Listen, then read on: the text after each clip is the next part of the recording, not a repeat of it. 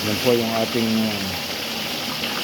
heavy duty big chamber kalan reuse oil, kalan reuse engine oil. Pwede rin po yung used mantika.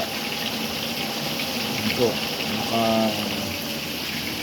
number 3 lang yung ating pan.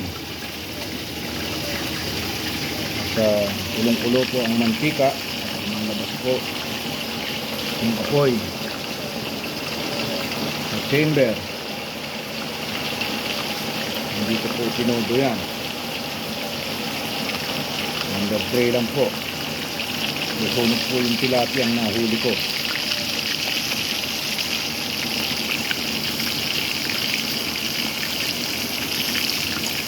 Yan po yung apoy niya.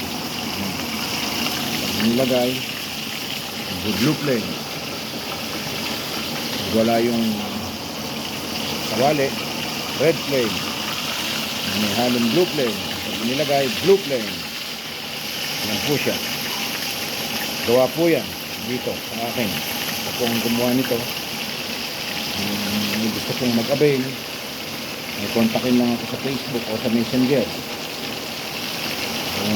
Sa aking cellphone number na nakalagay naman po sa aking Facebook account. Ito po hindi pa po napipinturahan, kaya puro kalawang pa.